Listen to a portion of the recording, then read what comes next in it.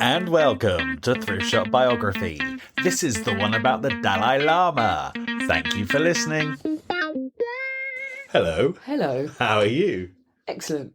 How are you? Yeah, I'm all right. So, bit of a different one this week. Yes. Because I was in the thrift shop and I found the autobiography of the Dalai Lama. And we've done all of these great singers and actors, and I thought this would be something really different for us. Freedom in Exile, it's called. Freedom, because he's got more than one autobiography. He's got loads, it turns out. Yeah, he's got a lot to say. This has to be the definitive one, though, doesn't it? I would say so. It's the beginning right up to 1990, which is huge. It's when everything happened. His first 55 years. That's the interesting part of any autobiography, isn't it? I would say so. I would. Unless you were Susan Boyle. Yeah. And your life started at 55. Yes.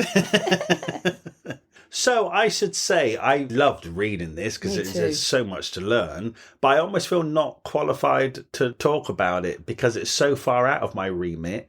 I feel comfortable talking about Britney Spears and George Michael, but for some reason I'm a bit scared of talking about the Dalai Lama. Well, I was sort of scared of reading it, I'd have to say, because I thought it would be really worthy. But it's actually so light. As in, it's heavy material, what he's talking about, but the way he tells us is very personal. It's just like a chat. And it's funny. Yeah, it's really storytelling, isn't it? It is, but I have to say some of the stuff in this book is some of the worst stuff I think I've ever read. Oh, it's brutal. Yeah. That's humanity for you, though. Yeah. It's inhumanity. Inhumanity. Yes. Yes. So actually, I ask you this every week, so I should ask you it this week. What did you know about the Dalai Lama before you read this book? But all I knew was that he was the religious leader of Tibet that was in exile. But I didn't know what that meant in terms of Buddhism or when he came to power. I imagined it was inherited. I didn't know most of it. I just knew the absolute basics. Yeah. Same as you. Yeah. Did you know how he became the Dalai Lama? Oh, my word. I just thought it was somehow passed on hereditary or something. I have no idea. Okay, let's talk about it. Let's start. Let's get on with the Dalai Lama. Yeah. So, as with most books that we've been reading, the Dalai Lama is not actually his real name. Yeah. No, he has loads of different names, but his main one that he was christened with is Lamo Thondup. Okay, full disclaimer here. There are a lot of we names don't know how to that pronounce we are going to mispronounce in this book. Lamo Thondup. I think that's close enough. Yeah, well, he does say that he's written this book in English. He's actually written it in English. It's not translated because he thinks he'll be able to communicate more widely to more people. And there's quite a few words he types in English that would have been written in totally different transcript, or if they were Chinese, they'd have had an X instead of a CH. Mm-hmm. So I think he's trying to help us pronounce things.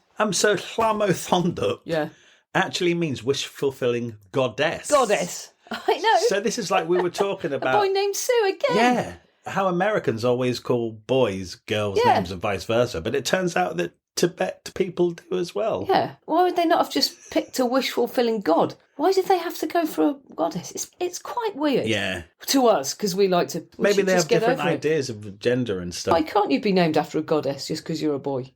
Yeah. Fine. But obviously he has the title Dalai Lama. Yeah. Which means? It means living Buddha or God King or just a human being, he says. Well, that's completely different to what I've got. It means ocean of wisdom. Oh, well, I just chose the ones that I chose to remember.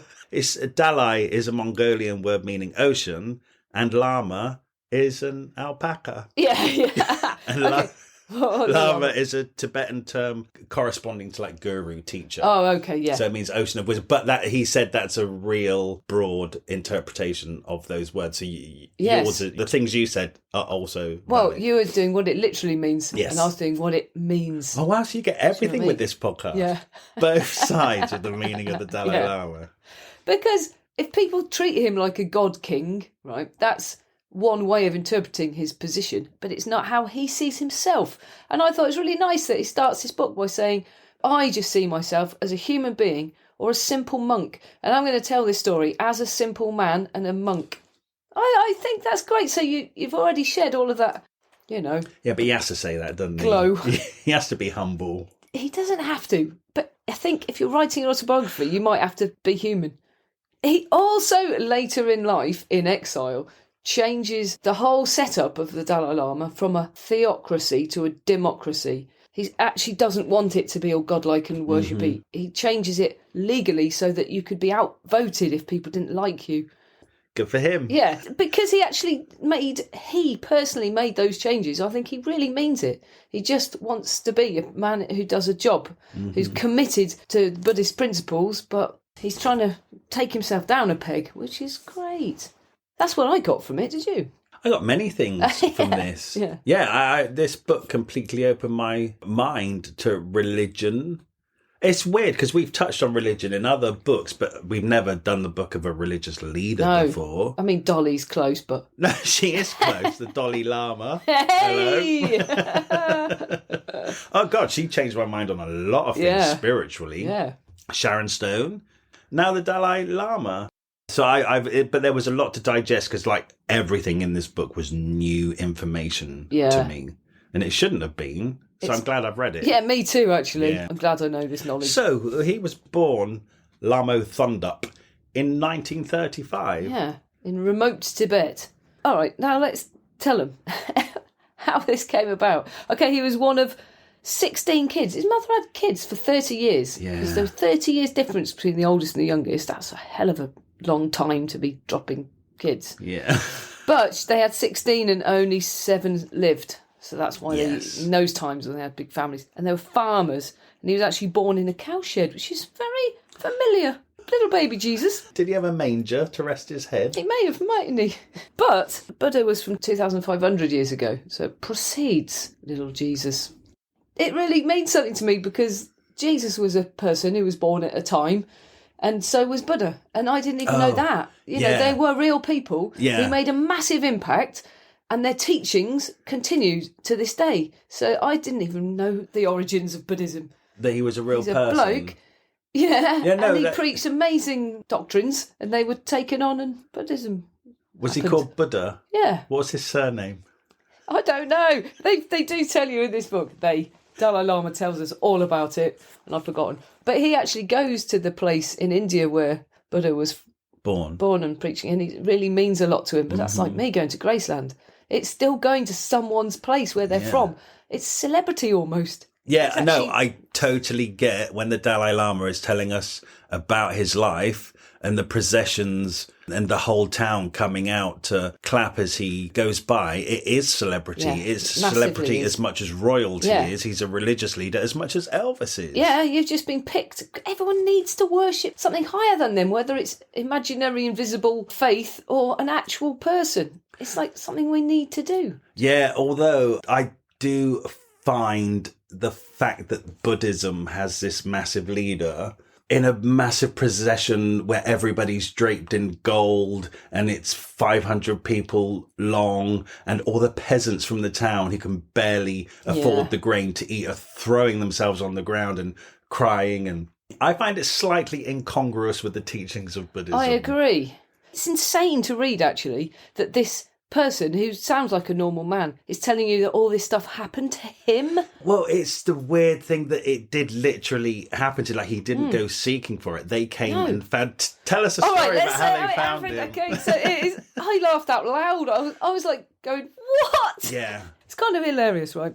So the 13th Dalai Lama, there's been Dalai Lamas for centuries. Yes. And each one is supposed to be the reincarnation of the last one. Mm-hmm. And they have to wait because obviously it takes a couple of years after death because there's 9 months preparing a baby as well. So they have to wait. So in 1933, the 13th Dalai Lama died.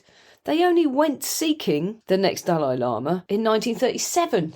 When he was 2 and a bit. Mm-hmm. So they waited 4 years whilst this bloke's dead and he's lying in state.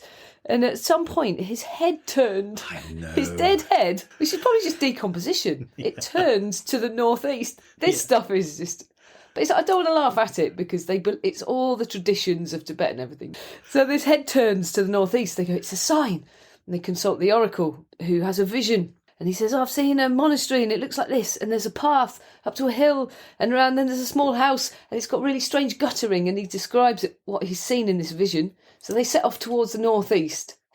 Yeah. It's nuts, isn't it? Yeah, it's and eventually nuts. they find a monastery that matches and it's in this little remote village. And then they follow it to the path, to the hill, to the thing. And then they find this strange guttering that was on the Dalai Lama's family home and go in.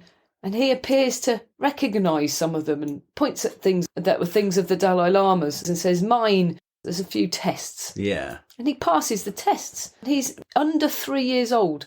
And they go, this is it. He's the 14th Dalai Lama. He's the reincarnation of the last Dalai Lama. I mean, but it's and they bizarre. take him away.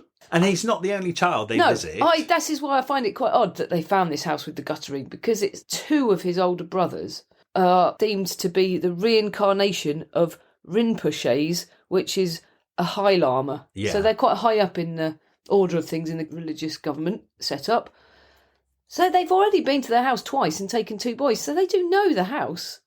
It makes you wonder if they just described, you know what I mean? You think they knew they were going for him and then they made up a reason afterwards? I don't know, but it's a bit odd that they definitely knew that family.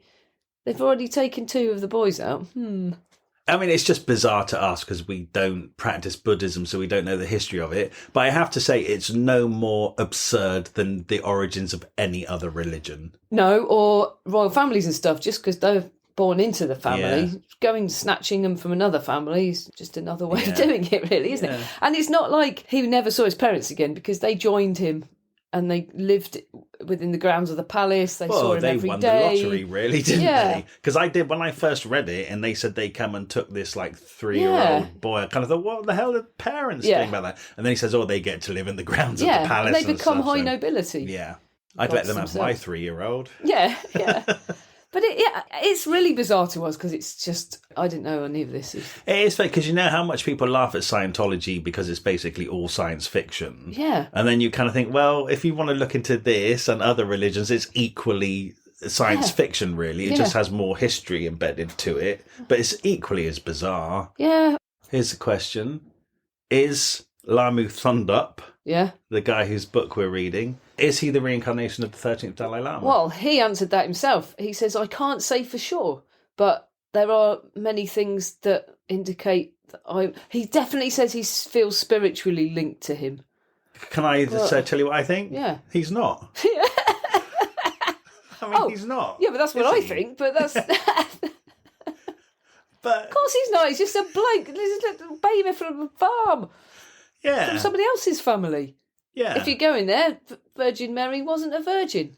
I don't believe that either. I know. But then also, towards the end of this book, when he does say about whether he's the actual reincarnation of previous Dalai... Because it's not just... What this relies on is not just him being the reincarnation of the 13th Dalai Lama. It also relies on the 13th Dalai Lama being the reincarnation of the 12th. So it's a whole line of reincarnation that somehow each one of them has been miraculously found. Then there's these Rinpoches, and one of them, who is his brother, he later says died, and it was really, really sad. He died of a long drawn out illness. But he says at the time of writing of this book, we have located his reincarnation, and he's currently a very cheeky 3-year-old boy. Yes. And he recognised certain people from the government and named them. And so we know it's his it's reincarnation. Constantly, it's happening right now, I'm sure. Yeah, and you kind of think, oh, right, to deal with death, you have to believe that they've come back. But then, in a way, without having to believe in actual reincarnation, isn't it just reassuring to know that life goes on? It doesn't have to be the same person again. It's just that life goes on and on and on. That's like a whole broad reincarnation concept. And also he says that, Dalai Lama aside, by the same reasoning, he says, well, he doesn't believe that Chairman Mao, Abraham Lincoln, Winston Churchill just happened.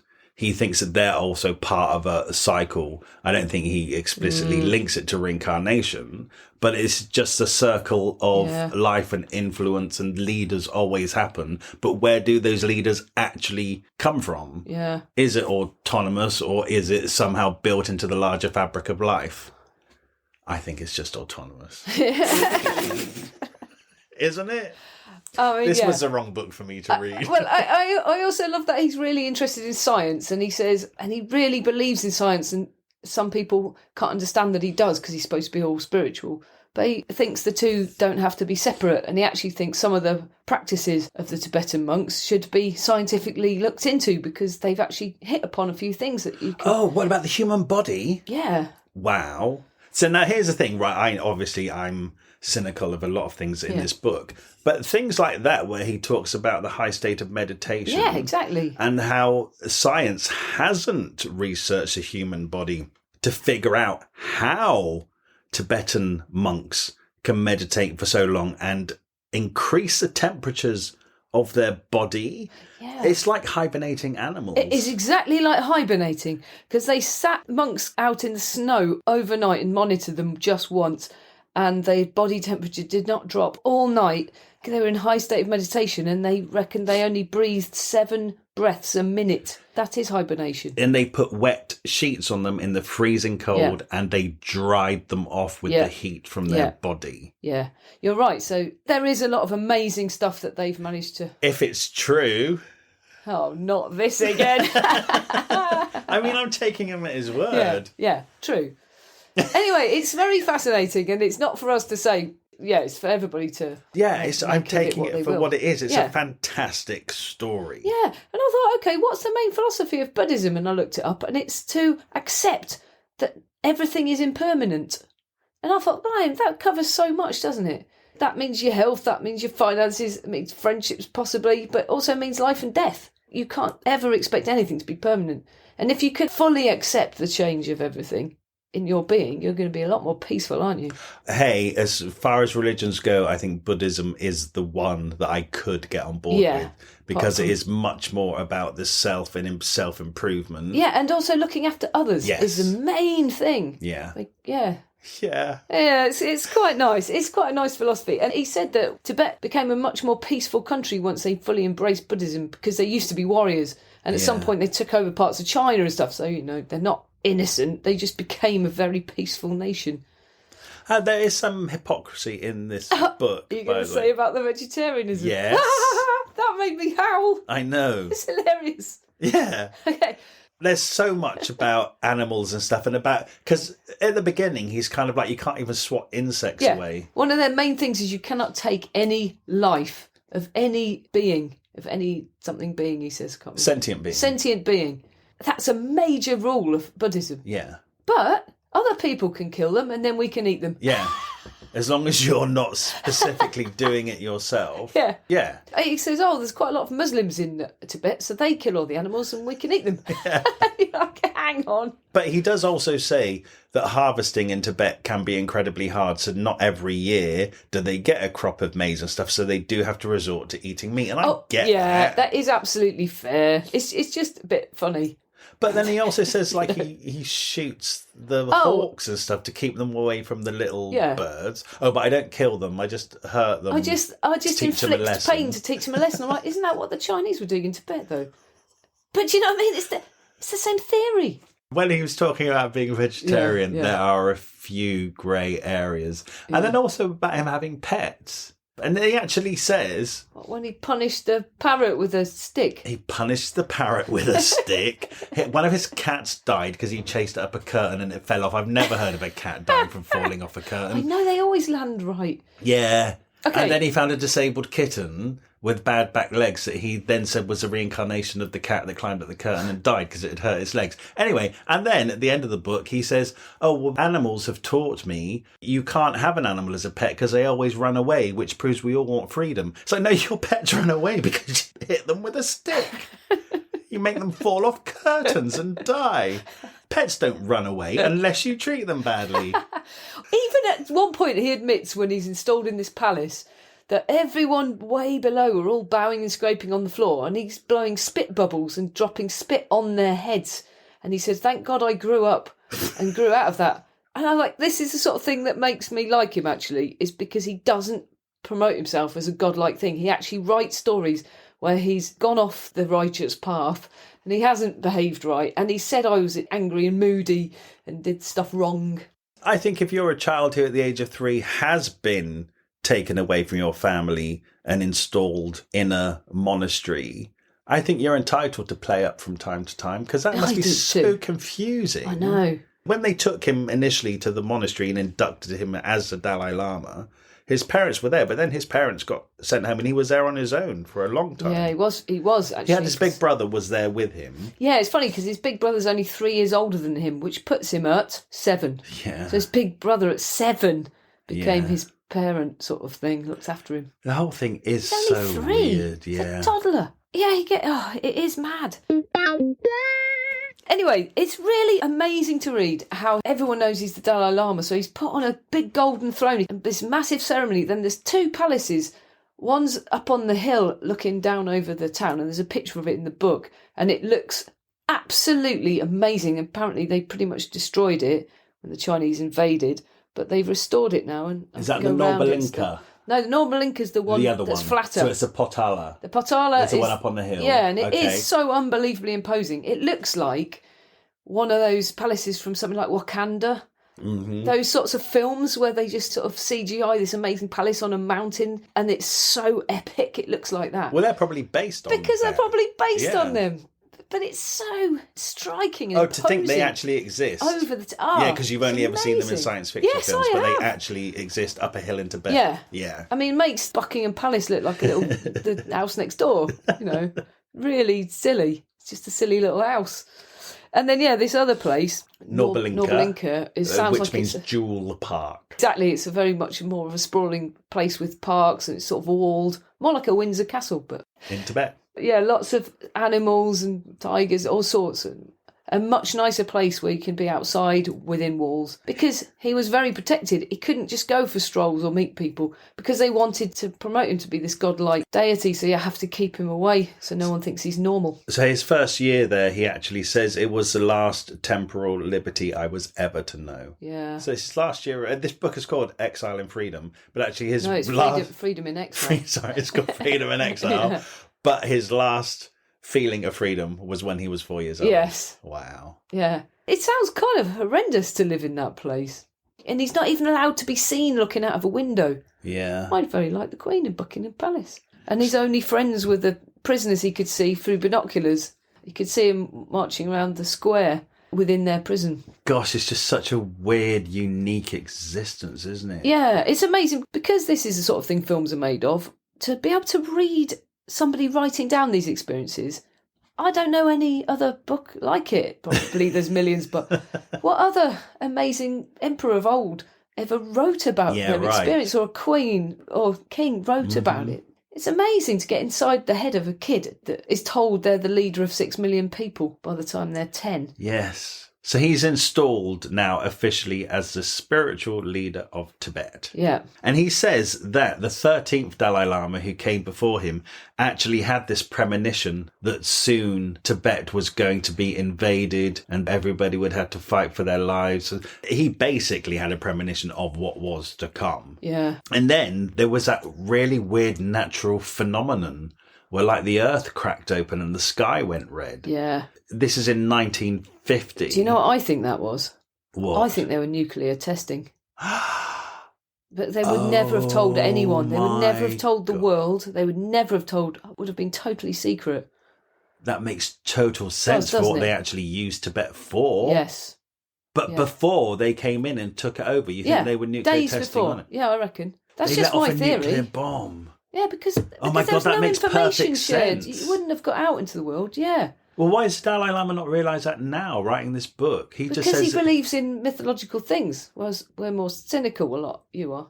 Wow. No, now you've said that, I'm completely... Does make sense. So they see this massive phenomenon in the sky, and the earth actually shook and the sky went red. They thought it cracked open and it was this big imposing omen of bad things to come. Yeah, it was. Actually, it was a nuclear bomb going off. Yeah. Yeah, because just a couple of days later, everything kicked off, all didn't it? the soldiers came, yeah. Wow. So anyway, he talks a lot about all the different traditions and celebrations, which is all really important because you get this idea of the festivals and culture and things that happen that are about to be crushed because their whole way of life is about to be over forever. I doubt Tibet will...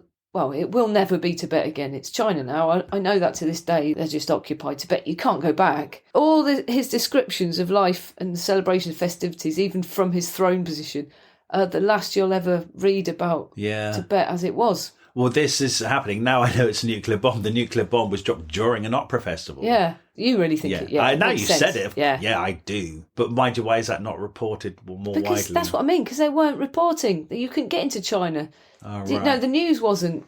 So when it all kicked off, there was an opera festival going on. So it's almost like this amazing, fantastic festival was happening. And then things got very bad soon after. Yeah. Do you know what, by the way? Because he had a few visitors when he was young from US officials and British people, and they gave him toys and Meccano and things like that, and a watch. And then there's this visitor, Henrik Harrer, who was an Austrian, and he'd escaped from a prisoner of war camp in India, and 5 years he'd wandered about until he found Dalai Lama. And they made really good friends. And he left before the Chinese came, but he sent a letter saying, you've got to get out. But that's the bloke that wrote 7 Years in Tibet. Is that it? became the film. Ah. Yeah. Is that Brad Pitt or something like that? Yes, it is Brad Pitt. Bloody hell. Yeah. So that would be him playing that Austrian bloke. So we need to watch that. We need to watch that now. Yeah, because a year and a half he was in Tibet being really good mates with the Dalai Lama. So that'd be kind of really interesting, and especially knowing it's just before it all went wrong. So yeah, the raid on Tibet was in 1950. So the Dalai Lama's only 15. Oh, God, it surprises me. All this is going on, and he keeps saying, I was 15, I Yeah, was 16. yeah. It's like, oh, my God, he's still a child. Yes. And he's the leader of his people who are under attack from China. Well, that's the thing. At 1 minute, he's a 15-year-old spiritual leader having a nice time at an opera festival. Yeah. And then a couple of days later, he's a 15-year-old spiritual leader with his country preparing to go to war against a much bigger entity. Absolutely. Also, at that point, they say you're ready to actually become the proper leader. Yeah. He said, I don't feel old enough. And they checked with the oracle. And the oracle said, you're ready. He describes this oracle bloke later. And he says, it's a really high up position in government to be the oracle. And you go to him and he goes into a trance. He's got this sword and he puts this massive heavy helmet on which could break his neck at any point. He's jerking around and dancing and gone into a mad trance. And he said it's amazing how specific his answers are when he's really off his head and then collapses. And you're like, isn't it though? Yeah. Isn't that interesting? He's a nutter. Well, he's just a member of parliament who's got answers already. But the oracle goes, oh, trance. No, you are ready. As in, yeah, that's not a vision. That's just what you think. Oh my God. It's hard not to be a bit cynical. It's just hard for us.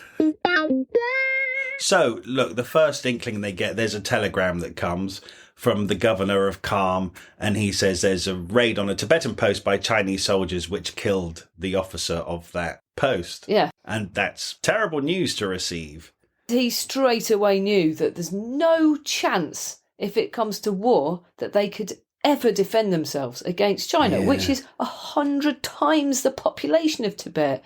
Plus, they've gone into the modern times, they've industrialised, and Tibet is still really rural and basic. They have no modern weapons whatsoever. No. Also, it's not just that they have a much smaller population. Also, because of their religion, Buddhism, being a soldier is not something that one would strive to be because they think about soldiers the same as butchers. It was not something to be proud of. So they're armed forces, they weren't even armed. Well, they were armed with... But it's against their religion to kill and take a life. He keeps saying it's so unbelievably deeply against the Buddhist belief to take a life. So they keep... God, there's no way, if aggressors come, that you have any... You just have to peacefully accept it, which is what he did. He tried to make it work as carefully as possible and to try and defend the rights of his people, whilst knowing there's nothing he could do. But maybe we can compromise and maybe we can do this peacefully. Maybe I can protect the rights of my people to have religious beliefs and carry on their practices and live in peace, and we can work this out together. And that's all he tried to do for 5 solid years before he had to flee. And he worked quite hard at that. What can you do? I mean, the Chinese are communist and they want Tibet. They're just going to come and... I mean, of course Tibet they are like no competition. What they did is they did it really sneakily. They never said we're conquering you. They go, it's a peaceful liberation. Coming to make it better. We're just gonna bring you into the modern age because you've fallen behind and you're our neighbour, and it's only nice that we try and help you. And so they just lied. Yeah. Oh no, we'll work with you. We will not as much as take a needle from you. And then later he says they ransacked it. Oh my God, they taxed everything, even the monasteries and stuff. It was an invasion masquerading as a liberation, and it's just all propaganda. It's just it's nothing we haven't done as the British Empire. It's nothing that history hasn't seen since human beings were invented. So I think it's not happening now. It's happening now. Yeah. One country blaze across borders and take over another. We are the cancer of the earth. I was quite despairing reading this book, kind of thinking, oh, it was written 30 years ago. Maybe we've all learned something from this. Yeah, no. And also, it is the history of all time. It's the Romans. It's everybody. It's just what people do. It's human nature. Sadly, it is. Unfortunately. Before this all happened, and we have just breezed over it, but up to them coming in and him having to flee, they just eased their way and they brought in 60,000 troops, then 80,000, then 100,000 troops. And that was just into Lhasa, basically. From the east, over and over and over, they just took over Tibet gradually. And because they brought so many people, they had to set up so many encampments, houses, hospitals, schools.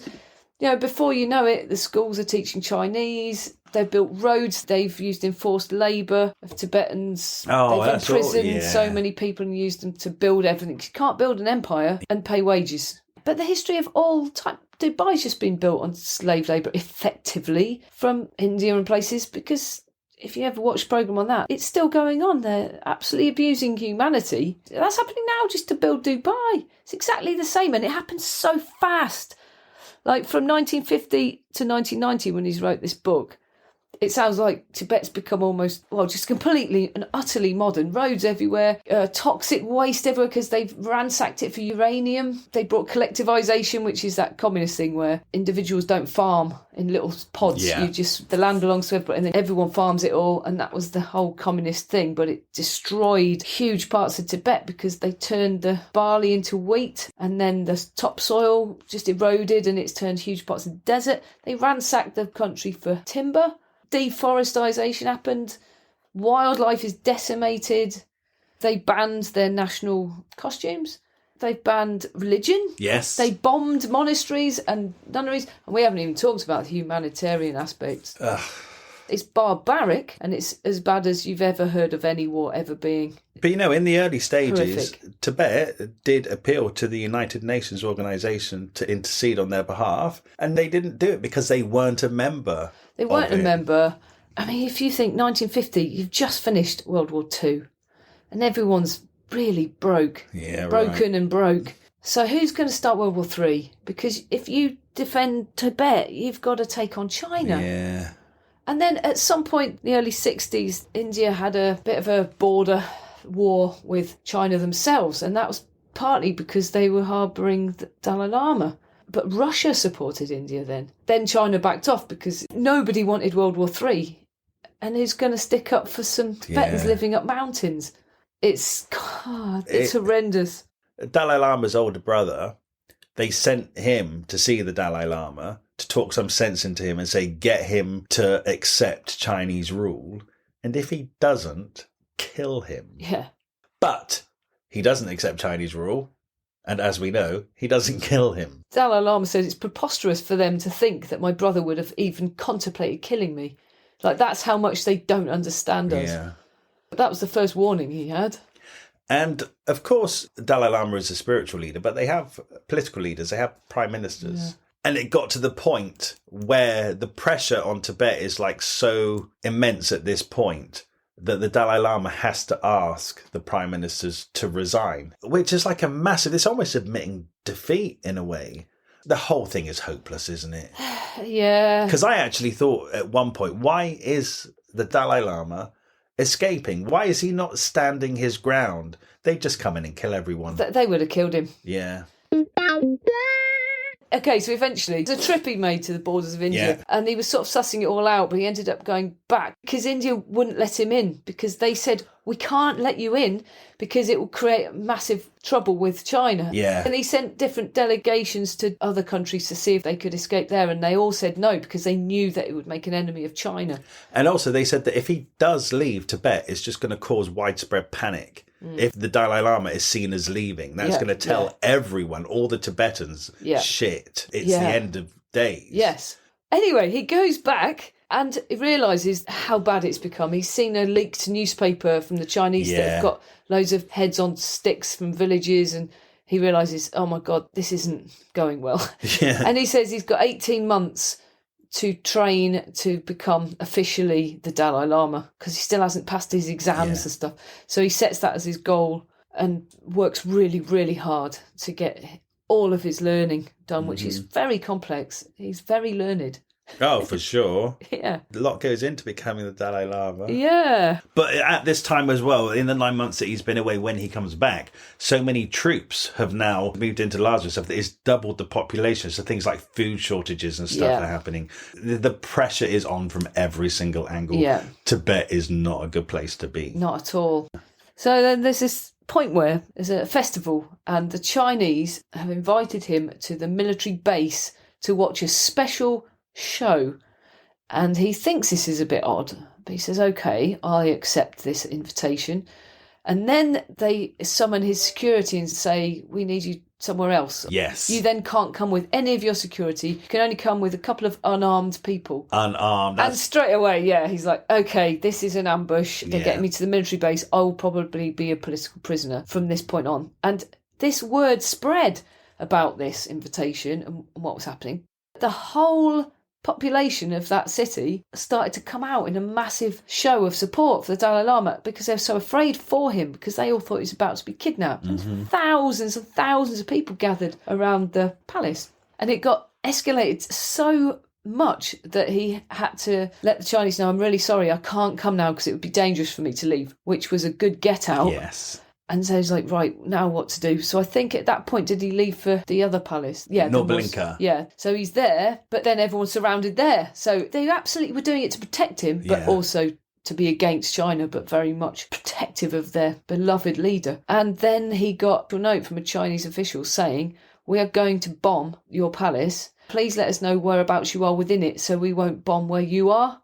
And we're also going to open fire on the crowd. Crowds, yeah. So he's like, okay, the only thing I can do now is to get out of here because I'm now endangering everybody by being here. They are going to kill him or imprison him. He knows he has to go. It's exciting then, isn't it? Oh, gosh, yeah. I mean, he knows he is the person that everyone is looking for. So he takes his glasses off as an amazing disguise. And he can't bloody see anything. Can't see Worked anything. for Superman, didn't it? So he's being escorted out of the palace. He's got normal clothes as well. Yeah. And he's got a rifle, so he looks like he's on guard. Mm-hmm. And it is exciting. It is like watching a film. Yeah. He's fleeing from... he says it's the most scared he's ever been in his life, but he knows if he stays there, they're not just going to come for him. They're going to kill the crowds that have come out in support of him. And so, with help, he makes a run for it, and they start this convoy, and off they go. I think, again, the medium guy said to them, this is the route you need to take. And it was via a Tibetan village right on the border of India. Yeah. But that's like 2,000 miles across 2,000 miles. inhospitable It took them terrain. 3 weeks. And there's like 80 of them. Wow, yeah. His mother went on ahead under a tarp in the back of a jeep. A few of his officials went on in different ways. The two of them walking out there in the dark and saying, yeah, we're on patrol, all right? Yeah, all right. You know, and going past all the masses. God, can you imagine? And then it was like crossing a river on conicals, those little round things. He said they ended up as a group of about 100. I know, right? This is a thing that He never travels with less than 500 people with him. I know, so he takes like 100 to avoid detection. Yeah. That just told me how expansive Tibet is, and the terrain they were trekking across must be so huge that finding a couple of people is the same as finding 100 people. Yeah. They must know that. There's no way they would have taken 100 of them if 100 would have caused detection. And he thinks it's hilarious because when it became daylight, you could see that the wrong saddles were put on the wrong ponies, and the big ones were on the mules, and the mules were on the... I was like, I'm glad you think that's funny. I'm still really stressed out. I love that a mule is his chosen mode of transport, because they say to him, get on the horses. He had this little mule called Grey Wheels. And they didn't like him riding the mule because they didn't think it was befitting of the Dalai Lama. It wasn't noble enough. Yeah. But hey, good disguise. Yeah. You never expect to see the Dalai Lama on a mule, would you? I was surprised because he'd been to India and they were very lukewarm about him seeking exile there. The welcome he received in India was really joyous, and I was surprised that people were pleased he was there. So I think the political leaders of India didn't want him there, but I think the people of India were happy to see him. Yeah. Also, Nehru sounds cool, doesn't he? He does, but he's very, very cautious, but understandably so. But also, if you listen to the Dalai Lama, he can find the good in anyone. Oh, because we've missed out that he visited Peking. Yeah, he visited Peking within that 7 years and spent some months over there visiting China. And Chairman Mao, totally bowled him over. Totally charismatic, intelligent leader that people really listened to. Of course, he was quite young then. He hadn't really met a lot of other people, because when he went to India and went into their government, he realised how sincere everybody was, which made him suddenly realise how insincere everyone was in China, and that he realised they were probably speaking because they were afraid to tell their truth, because he just was so young, and once he sees people who were telling the truth, he realises the difference. It takes him a while. And also as well, he learnt, of course, that he was meeting people. He was somewhere in China and he met a hotel porter, and he said to him, "Oh, it's so nice that your people are really supportive of all of this." And Dalai Lama was like, "What? My people are really angry that this is happening." But the news fed back to China through the press and the propaganda is that the Tibetans are totally up for what's happening. For being liberated. Yeah. It was from oppressors. Western oppressors or something, wasn't it? Yeah. If you look at that map, though, there's a map printed in the book, and you see China. I thought China was massive, but Tibet's a massive bit of land as well. And if you think there's people potting around with some goats and fields in your China, the great communist industrialised country, if you look at it and go, let's take that. Yeah. Because we'll easily be able to breeze in there. They've got no armies, they're all peaceful. Unfortunately, that's just what happens. He was talking before all this happened with China that he would like to modernise Tibet and bring it up to scratch. And seeing China how it was, and he was learning about industry and stuff, he thought, actually, this could be good. I'd like to build roads. I really like cars. And I just think in some ways, progress, sadly, is really hard to block, so-called. Yeah. Because what progress really is us absolutely trashing the universe. That's what progress is. And it's horribly inevitable if you're a pessimist like me. I just think the whole world has progressed to a place that none of us were intended for. And I think the ultimate victors of progress are the people who receive our taxes. Because once upon a time, none of us really ever paid much tax. We were quite happy farming our little plots of land and sitting by the lake eating fruit from the trees. We never had to get up and do a job to make somebody else money so they could make their skyscraper bigger. Well, that's what he said. He said when he grew up, his parents used to farm their bit of land, and they ate what they farmed, and any extra they'd barter. Yeah. The thing is, he himself was interested in industrialising and modernising and getting cars and Rolexes, and he liked all that stuff. Well, you can't necessarily control the speed of it, but Tibet would have probably ended up ransacked if they'd have done it themselves slowly. It just happened incredibly fast because the Chinese did it. But that's inevitably what happens to this planet with humans on. That's what we do. We rape the land. We do. And they said as well, the Chinese are taking a lot of money for all of our world's rubbish to be dumped in Tibet. That's all of us. That's on all of us as well. Yeah. He tries to see the good in all people. I just see bad in all people. This is a revelation to me. It's usually me. Yeah. I'm a bit down on humanity. Humanity as a whole is just a disaster. Humanity is a whole. Ooh. I totally agree with you, but I don't know how we get back out of that hole now. I don't. We've come too far down. Throw this planet away and look for another one. All right, end of podcast. Yeah. That's what you get from reading the Dalai Lama's book. Time to throw the planet away. End humanity now. Yeah. Well, what this Dalai Lama does is he kind of has quite a pleasant life. If it wasn't for the worries of his peoples being completely shat upon after he abandoned them, he'd just be having a great time. It sounds like he lives fairly modestly, but he travels the world, being revered, being loved, looked after. He has a laugh. I've watched loads of interviews now, and he really does laugh a lot. But how he manages to laugh when everything is so crap, I don't know. Because he's removed from it. He is he's physically removed from it. I'm sure he spends a lot of time meditating about it. It's just a difficult juxtaposition, because when you are a leader, whether you're a good leader or a bad leader, you never have to endure what your actual people endure. I know. And if your country's at war, you're always going to be safe because you're the leader. you have got exile in India. You're actually not even in your country because you've deemed it's better for me to look after my people while I'm not in the country. They're being completely massacred. I think 87,000 of them were killed during the first wave of violence. That's in the first few years. Yeah. And then by the time he writes this book, he says over 1.25 million Tibetans have died of assassination, starvation, torture. That's not just through warfare. A lot of them killed themselves. And suicide. Because life was so bleak there. And starvation. It's terrible. Meanwhile, they built him some nice houses and a community to live in north of India. So the Tibetans are used to high altitude and cold. Tons of them came over to India. They ended up being given land, but it was south, and a lot of them died of heat stroke. About a third died of heat stroke, and then tuberculosis ripped through them because their living conditions were bad. And then he says, I suggested to Nehru that maybe we could resettle some people but give them work. He said that's a good idea, and he shipped a few thousand to work on the new roads that were being built. So that sounds like he's done a positive thing. Yeah. And then when he visits them a few years later, he realises they're basically in slavery in their conditions. Again, isn't it? How could you not see that? As soon as he said that, I thought, well, that's hard labour. That's going to be like in a prison camp. Yeah, you know why he doesn't see that? Because he's removed. He's living in his palace. That's what I do get an element of that. Because how can you be surprised when you finally visit them? But anyway, we can't put all this on him. It's not his fault any of this happened, and it's not for him to fix.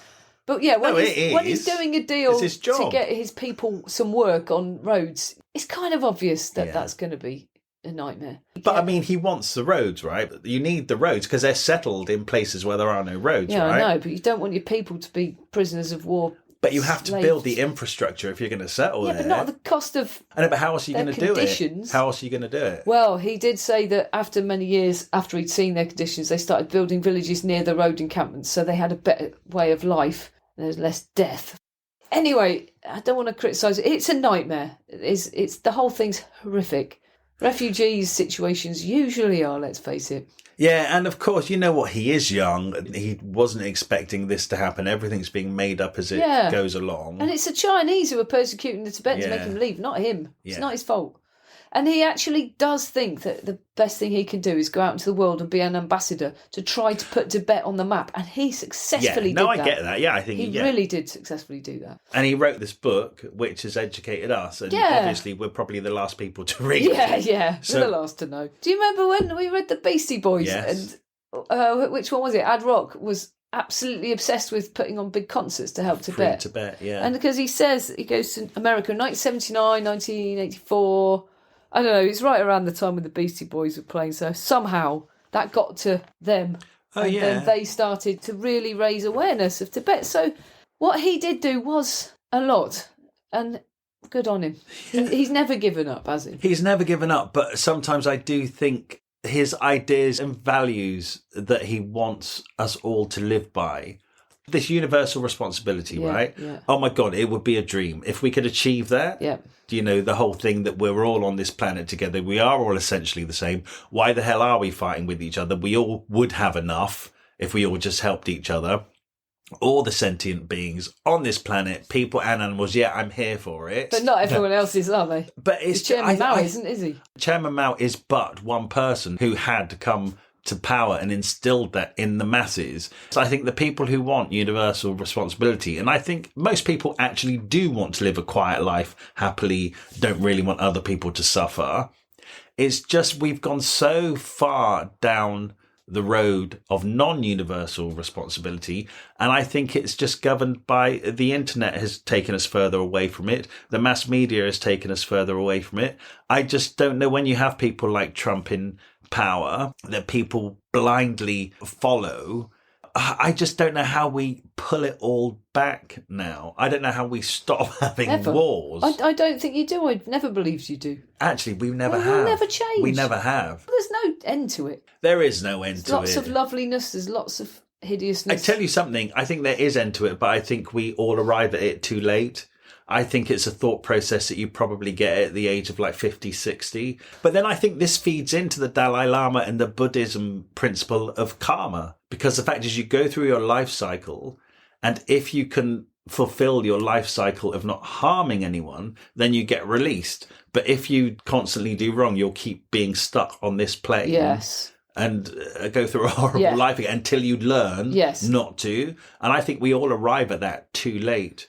And if the world, I'm saying it happens at the age of 50 and 60, but the majority of the world leaders are over 50 and 60. Yeah. They're not doing anything about it. I have no hope for humanity. Oh, we're just doomed. We're doomed. Thanks, Dalai Lama. You just absolutely made us realise that we're all doomed. Correct. Thank you so much for listening to this episode of Thrift Shop Biography. We love making this podcast and we're absolutely thrilled that so many of you are already listening.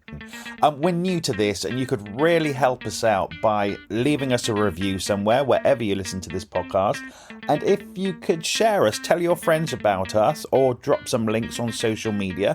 We have a Facebook page called Thrift Shop Biography, so make sure you come over there to hear about the episodes first and what else we're up to. Okay, see you next week. And if you're new here, there are loads more episodes now to go and listen in the back catalogue, so make sure you go and enjoy them. Okay, thank you very much.